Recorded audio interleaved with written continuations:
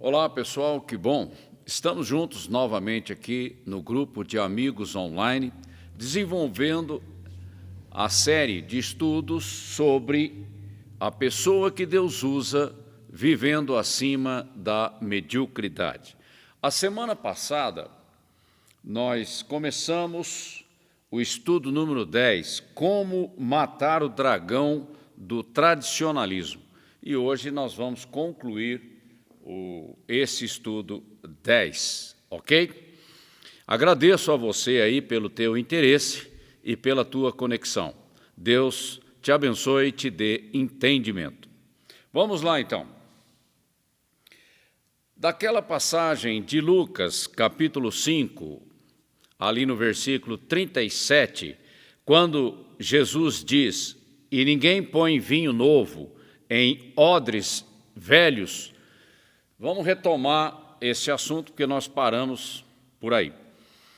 E daí nós vamos tirar duas verdades. A primeira delas, Deus é um Deus de renovação e de mudanças.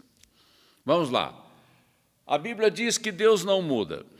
Ele é o mesmo ontem, hoje e sempre. Bom, Deus, no seu ser, no seu caráter, nos seus atributos, na sua vontade, ele não muda, né? Quando ele estabelece princípios e fundamentos.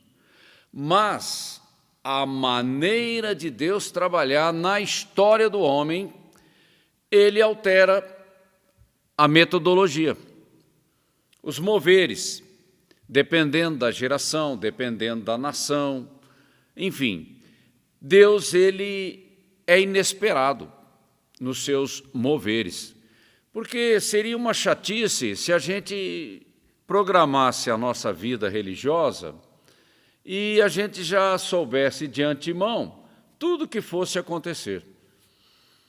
Quando você vem para a igreja, você tem que vir com uma expectativa de algo novo, de algo inesperado, de algo extraordinário.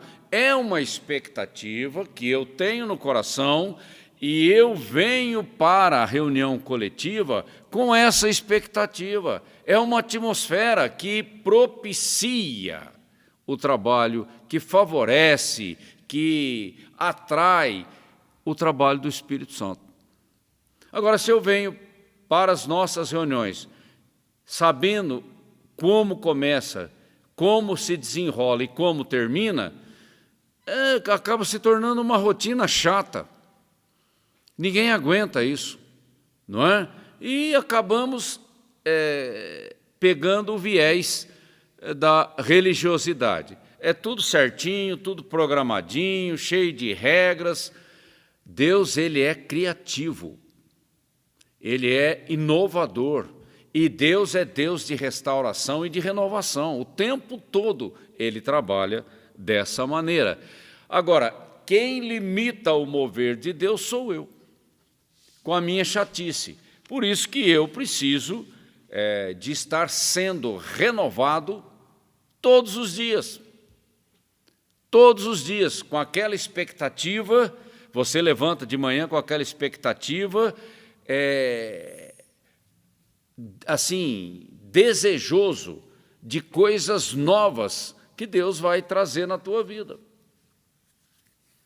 E isso nos mantém ligados ao trono, porque é de lá que vem essa novidade de vida, coisas novas, todas as manhãs, e assim nós caminhamos nessa expectativa, e uma expectativa que Deus honra.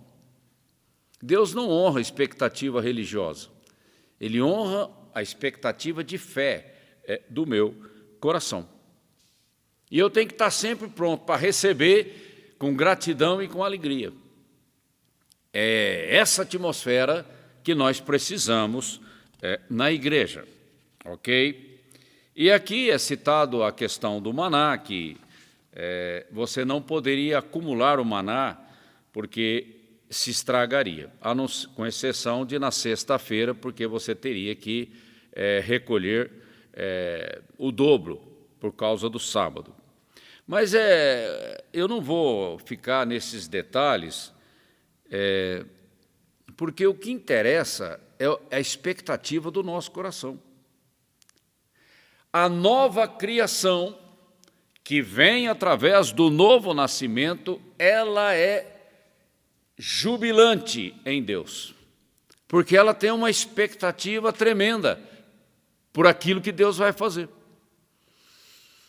Ok? É algo que está lá dentro, é plantado lá dentro de mim, eu ando com isso dentro de mim. Isso é ativado o tempo todo no meu espírito, pelo Espírito Santo que habita em mim. E eu ando assim, porque senão eu vou acabar na frieza espiritual da religiosidade. E isso atrapalha o meu crescimento, a minha maturidade. E aqui na apostila também é citada a questão da serpente de bronze, que foi levantada lá no deserto.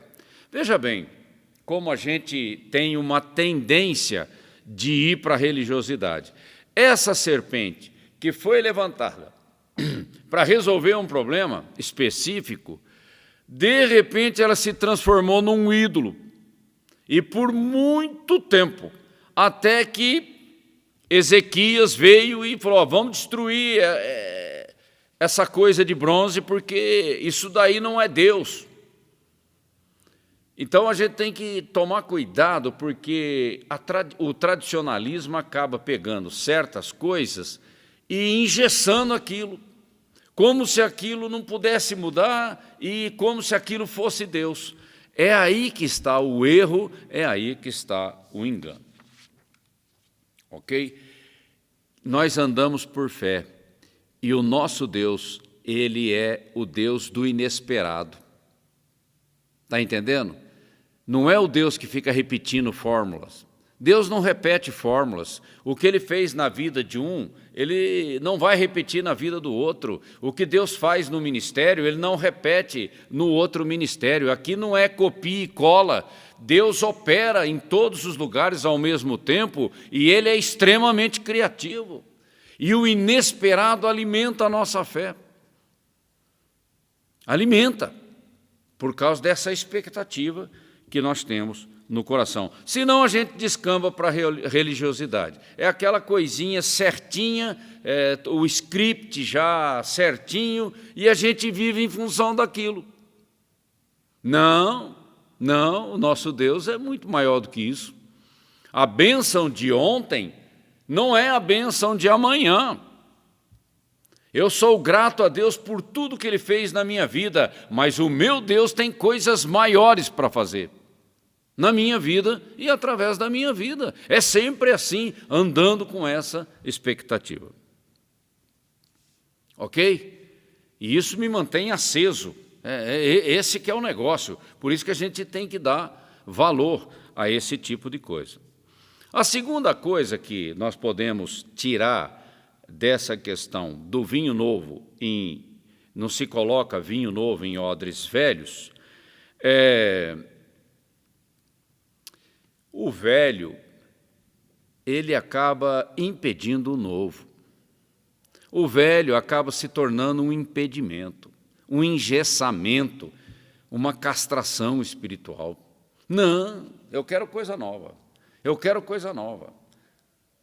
Eu quero a sabedoria de Deus que é infinita. Eu quero entender as profundezas de Deus e não ficar só na superfície, achando que aquilo ali é tudo que tem para mim. Não é não. Ezequiel fala da gente mergulhar nas profundezas do Espírito. Não é só a água no joelho, não, nos artelhos, no joelho, não. É para se perder em Deus. E Deus é infinito. Então nós temos que ter essa garra.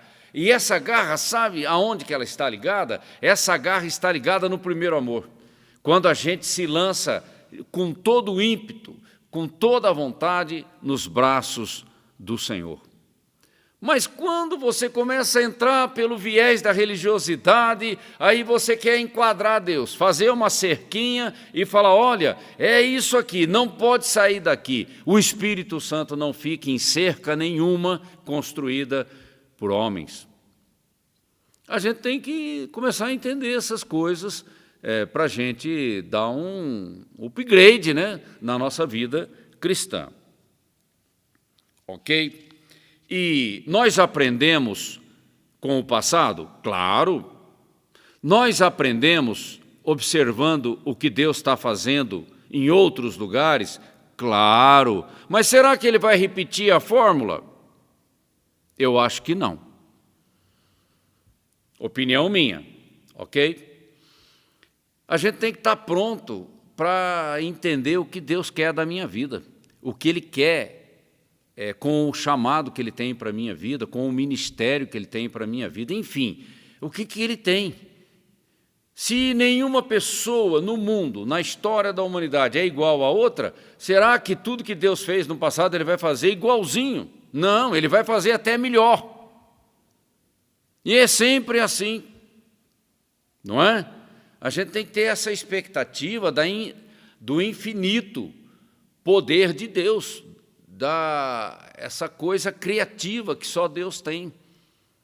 Por isso que Ele é Deus, e por isso que nós estamos apaixonados por Ele, porque Ele é tremendo, Ele é maravilhoso, Ele é extraordinário. E quando essas verdades vão entrando dentro do nosso coração, a gente vai ficando cada vez mais grudado no trono, não numa religiosidade, mas no próprio Deus. Não é? E olha, Deus sempre tem o melhor para cada um de nós. É exatamente isso. E Deus se supera o tempo todo, né? Impressionante. Eu fico admirado, surpreso, como Deus se supera o tempo todo.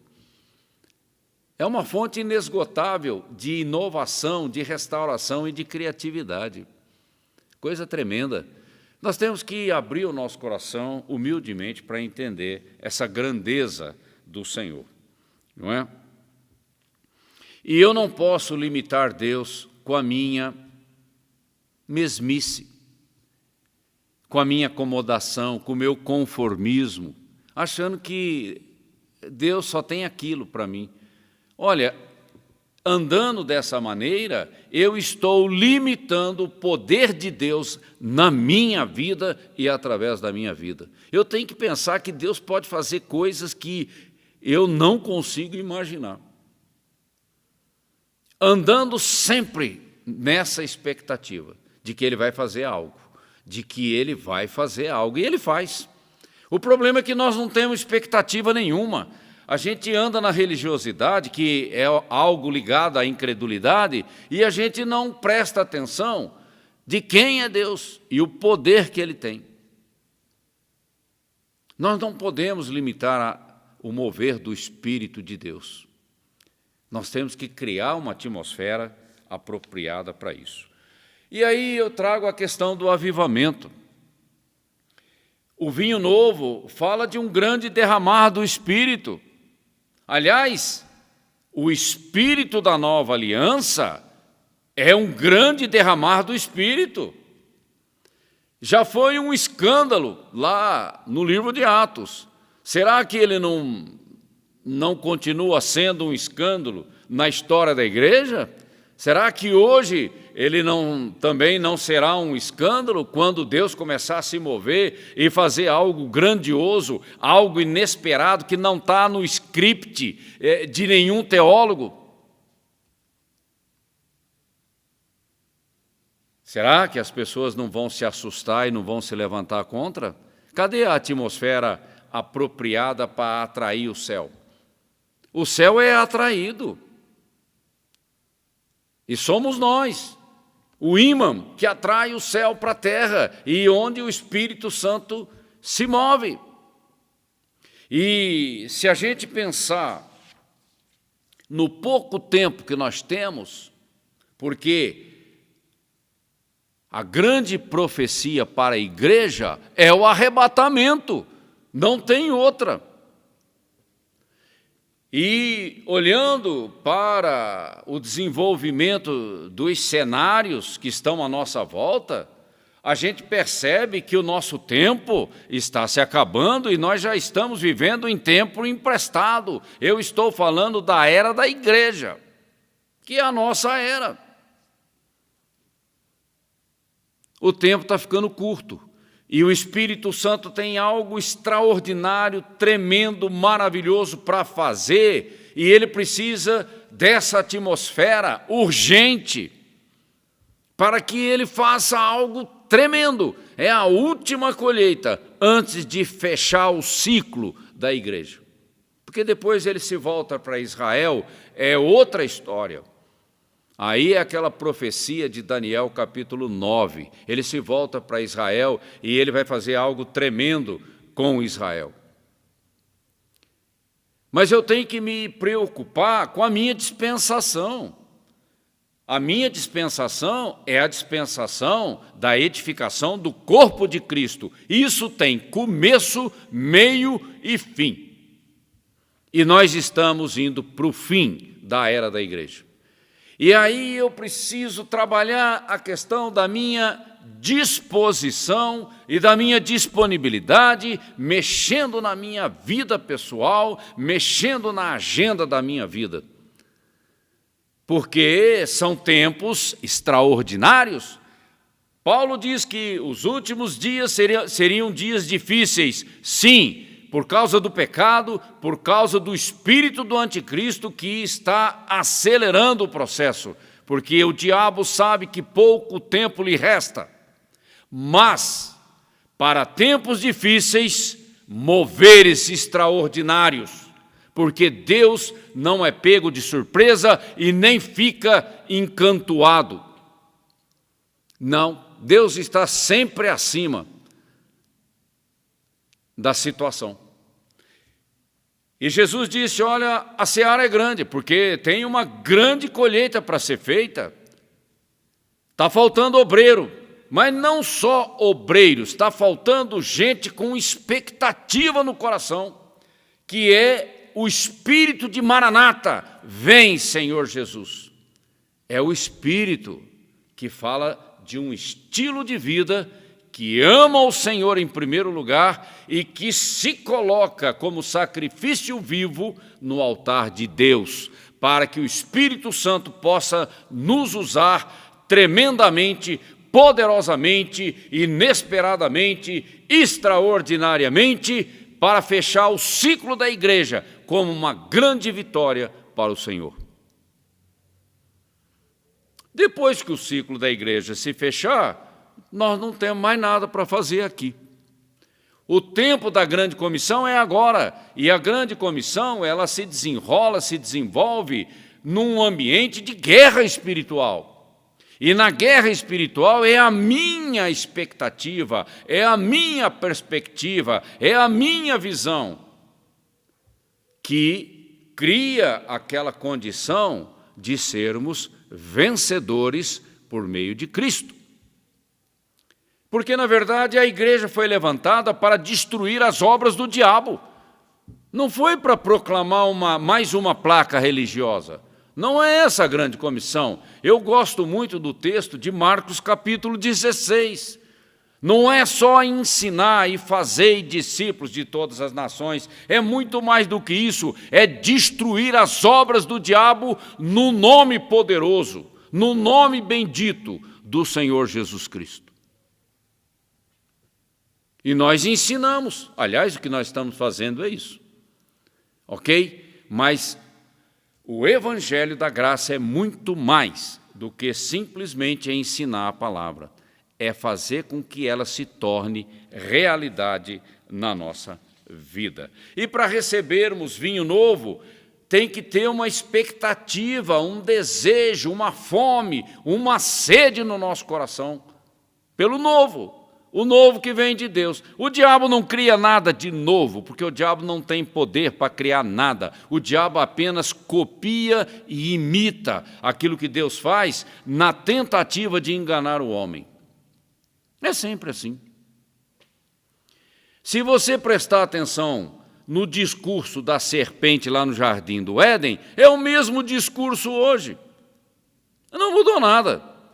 Ele só vai acrescentando palavras, conceitos e filosofias para dar uma impressão que o discurso é moderno, é contemporâneo, é inteligente. Mentira! Mentira é sempre mentira, não muda. Agora, Deus é criativo.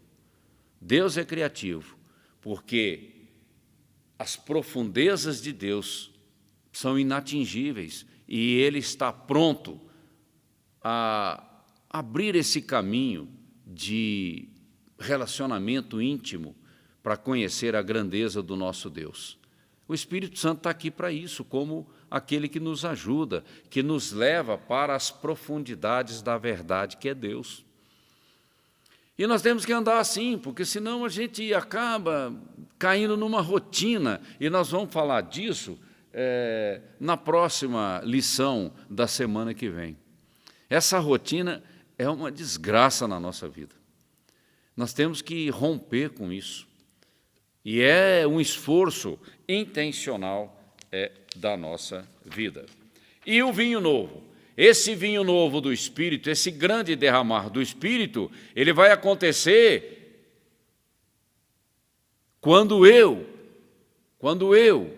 permitir intencionalmente que a nova criação se expresse na minha vida. Aquilo que Paulo disse, já não sou eu mais quem vive, Cristo vive em mim, é Ele. Aliás, eu só sou feliz, eu só vou atingir o alvo de Deus para a minha vida quando Cristo for tudo em mim. É interessante, né? E mesmo assim, eu nunca vou perder a minha singularidade como pessoa, como indivíduo diante de Deus. Quem é que consegue entender um negócio desse? Só pelo Espírito, não é? É algo tremendo que Deus realizou. E o autor da primeira criação, que é essa que nós conhecemos, foi o Senhor Jesus Cristo. Foi Ele, o Verbo, aquele que fala, aquele que cria. E a segunda criação, quem é que estabeleceu? Foi Ele também. Através da sua morte, ressurreição e glorificação. Ele inaugura a nova criação e a consumação da nova criação vai acontecer no estado eterno, quando Ele entrega o reino para o Pai. Olha aqui, quem consegue entender isso? Mas é exatamente essa a meta narrativa que a Bíblia nos apresenta acerca do plano da redenção. É algo tremendo que nós temos que meditar, voltar a nossa atenção para essas coisas e deixar que o Espírito Santo nos leve por esse caminho de profundidade, de intensidade, de intimidade com o Senhor. Agora, o novo nascimento que traz a nova criação, ele traz a estrutura espiritual que é necessária para o derramar do Espírito. Odre velha é religiosidade, não tem estrutura para receber o que Deus vai fazer. É a nova criação, a estrutura inaugurada pelo Senhor Jesus Cristo, porque Ele é o primogênito da nova criação, e todos nós agora dependemos dEle, do que Ele fez, porque o que Ele fez tem significado, implicação eterna. Mas é essa nova estrutura, por isso que Ele diz para Nicodemos, Nicodemos, é necessário nascer de novo.